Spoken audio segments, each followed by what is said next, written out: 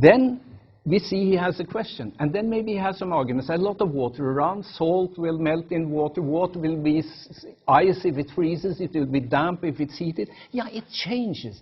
Maybe you could see water as an element that is at the bottom of everything, and that everything has this as their basis. So then it doesn't mean that everything is water, but it means that there must be something that changes into other things and changes back to itself again. Then naturally next generation will criticize him, and where we end? By Democritus and the atomic theory. That's what goes on in Old Greek. So then you see, you have to situate it, you have to ask what could be the background and the question, because to know an answer in philosophy without seeing the question doesn't make much sense, because you can't use it instrumentally. And then you have to look into the arguments, and then the question, the answer, excuse me. And very often the answer is the least interesting, because it can't be understood without the other things. And then, finally, if everything is water or anything else of that kind, and you understand how it changes itself, then you, and everything, and if water is understandable and everything is water, it means, what does it mean? Everything is understandable. That means if this is how the universe is built up, then you have a program for understanding the whole world. And that's the implication, which is tremendous. So one should look at the question, the argument, and the implication, and not only the answer. And then, second point, one should see that this is not just one position and one person, but there were counter positions. People immediately said, oh, sure, that's not say. I mean, there must be other things. And if you look at early Greek philosophy, they started quarreling and arguing all along. So one has to see counter-arguments. And that's also very important, to see one position, understand what the position is. To understand what the position is, one has to know the counter-arguments.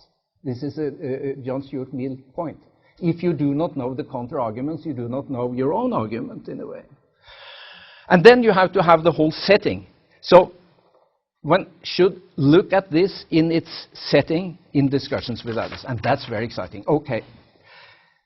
That if and to the extent that culture is related to these claims, saying what we should do, how things are, etc. But culture is more, and humanities are tied to culture, which is more. I'll just recall some of the critical points about modern culture in modern societies. If you say, do I speak too fast? Okay. 3 points. Meaning, codes of meaning, values and norms, and identity. Meaning, values and norms, identity. I think these 3 elements are combined in what we mean by culture. This is at least one definition. But then you see immediately 3 ways of crisis in the humanities. That is, in culture, in modern societies. What would the first be? Meaninglessness. Life is felt to be meaningless. Martin Heidegger.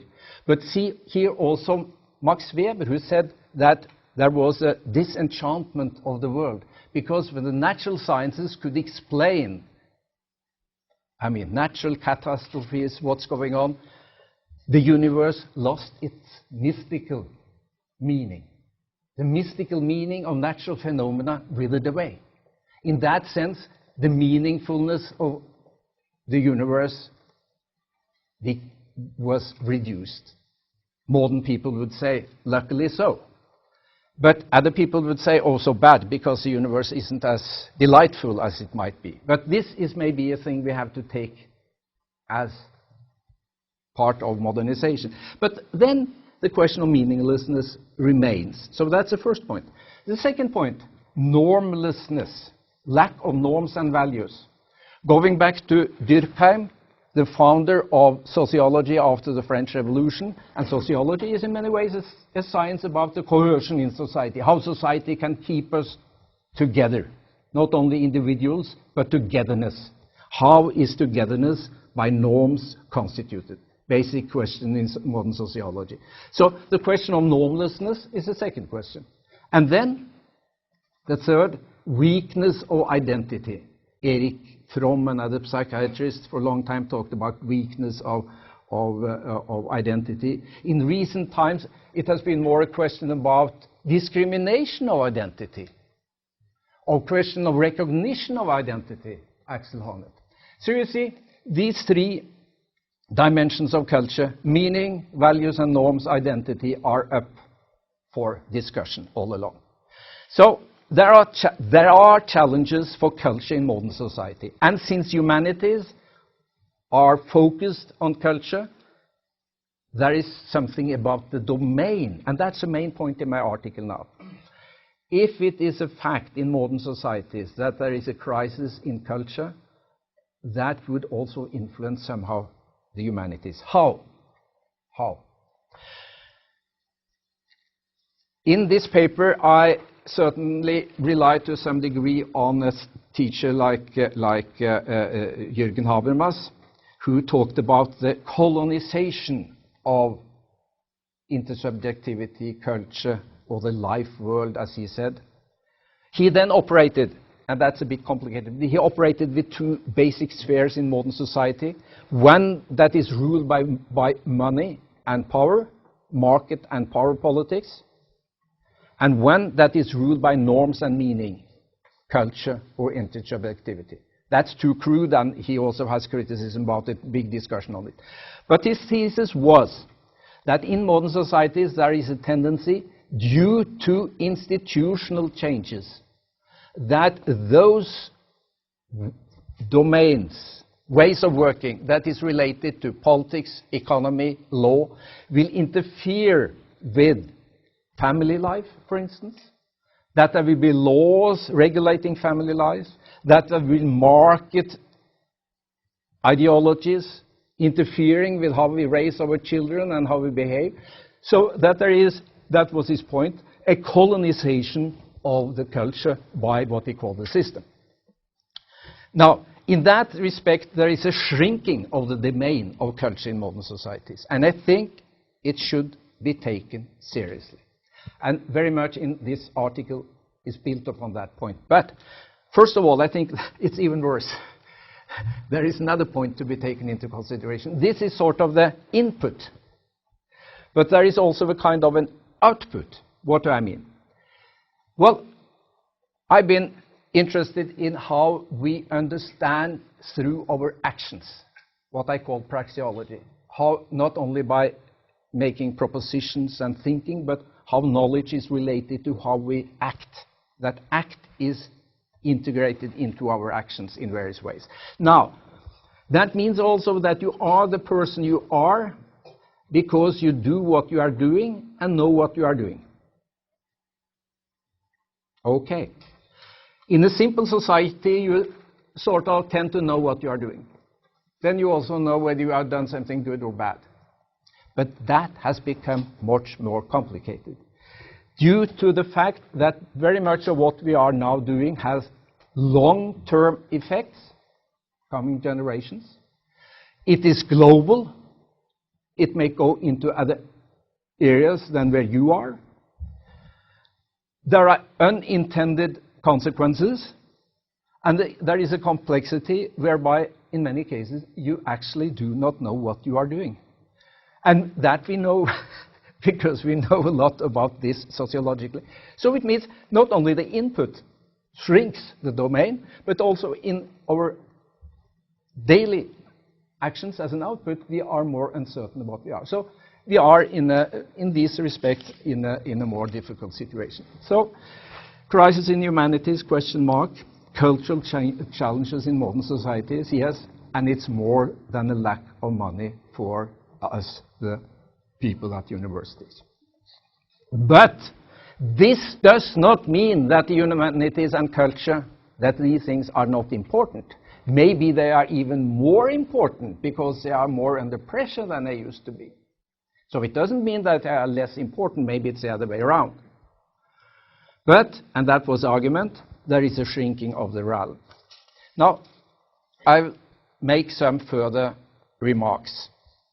That's a kind of broad view of points in this article, and you can read it. Now, reconsidered. things have happened the last, should we say, 10 years or so.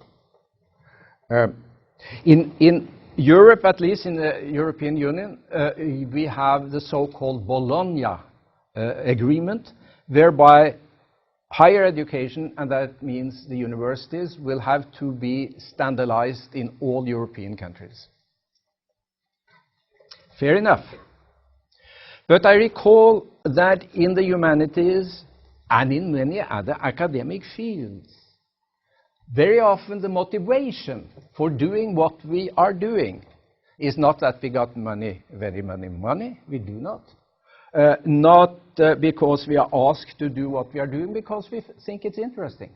We think it's interesting, and we suppose that the students with whom we are collaborating think it's interesting. And if there is no interest, I mean, then very much of the whole thing will fall apart. So it's of eternal interest, of curiosity, and let us add, also why a need for recognition by our friends and colleagues, and for respect that plays an important role, no doubt, part of the motivation. Now, the new system is a market-oriented system. It is based on a new kind of governance, a new way of giving economic support, and the whole institution is reformed as if it were a kind of business on the market. That means that we are judged according to the products. And what are the products? Research products, articles in prestigious international journals, point. Number of students that have passed, point. It should all be measurable. By whom? By a huge bureaucracy that is now being installed to control us. So there is production and there is control. Yeah, it's capitalism with a Stalinist control, to be, I mean, frank about it. Now, and also, the whole thing is more than there should be joint projects, which is good. I mean, many people in the humanities should work more together with other people, but now and then they maybe should do it quite on their own and be very creative. But now there should be huge projects being established by somebody else. And one should apply for money, and above all, one should apply for external money, which is all right if you are in oil geology, but if you are studying Confucius or Shakespeare, I mean, it's not very much money to get on the market. I mean, it's, so we are there. It's really a question of money, and then very much reporting and control, which is time-consuming. I mean, you use a lot of time to apply for something you do not get. And then for a short-term pleasure, and then it's. I mean, so but let's be frank about it. If you are running a chemistry lab, that might be a good way of doing. They have external finances, and sure, they have to do the same thing. If you have a ship going to the Arctic to do research on fishery in the Arctic, I mean, you couldn't do research on sharks because they won't be there. I mean, you have to apply to the other, and you have to do what the others are doing. You have to be in a group. You have to do the same thing. There has to be a budget. This is very costly. And the ship, everything, and there has to be a structure. And sure, I mean, for those disciplines, the way of structuring it and financing it, as now is proposed for the whole university, is mostly adequate. But not for all fields, because the university is so diverse. So that's a criticism. I mean, what is useful for Arctic fishery research or chemistry labs might not be the adequate thing for those who are doing humanistic research.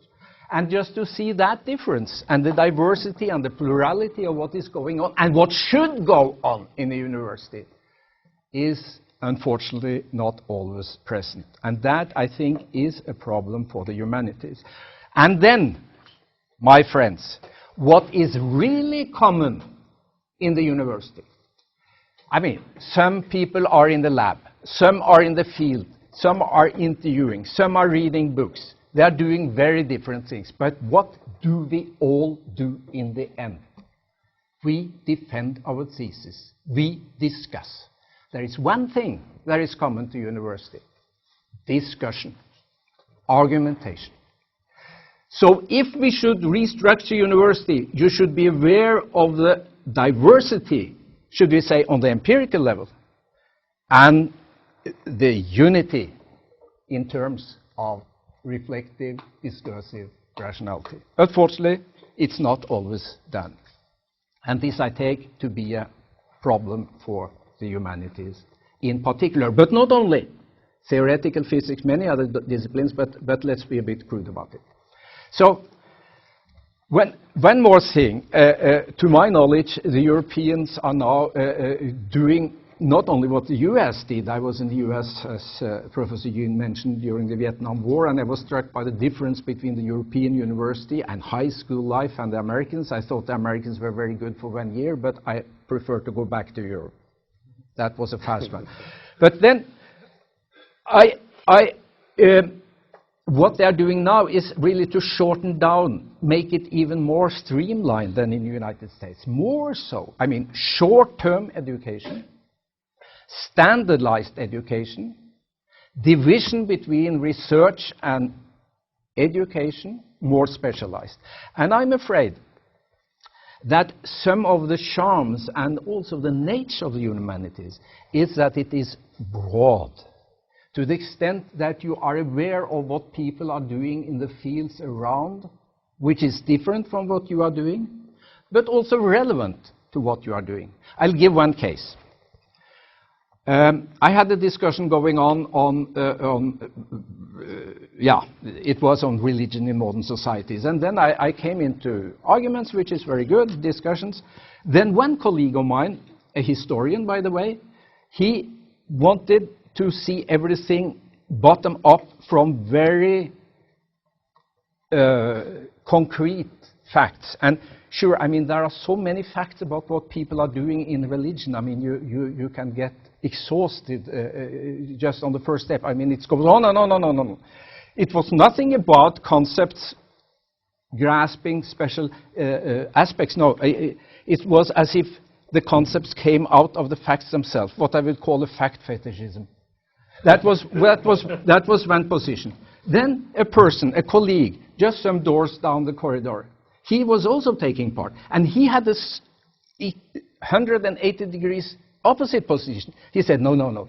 The world, what is the world? I mean, that's so complicated. There are various perspectives. A postmodernist. I mean, everything was constituted by notions, everything constituted. No. And these two guys, I mean, maybe you should have met. I mean, they couldn't be right, both of them. Maybe neither is right. I mean, but in that case, they should have met. I mean, I'm a bit, to be serious, and I think this is serious. I think it is, that's why I ask whether there is a canteen at the humanistic faculty. I think it's very important that scholars in general, but those in humanities in particular, are aware of what other people are doing and why. Because when you learn a subject, what do you learn? You learn a model, if you like, a way of seeing the world. But the way of seeing the world is also a way of not seeing the world. It's very important to see that what you learn is a model, and this model is not the reality.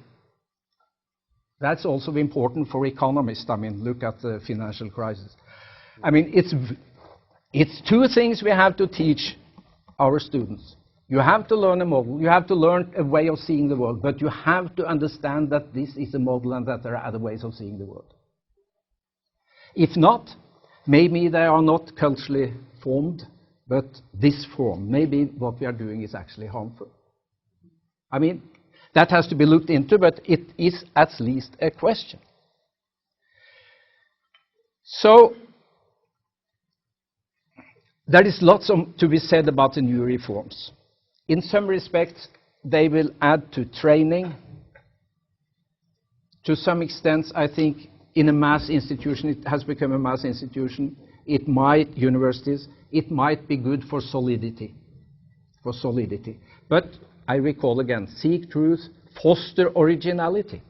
There is this of creativity, reflexivity, and also of relevance, because that comes to it. Live up to the name of teacher. It's something of the relevance for other people. And then you should know when you... as a teacher in society, or whatever, journalist, whatever you are, what you know and what you do not know. A quotation from Confucius. That's real knowledge. So one has to know that, and one has to know the relevance. So we have to be exposed to this vulnerability of being a researcher in the humanities. That's the charm of it. That's what goes on. So what would I say? Yeah, today there are institutional constraints, not legal constraints, but constitutional constraints, and unfortunately also more problematic to get funding than it used to be.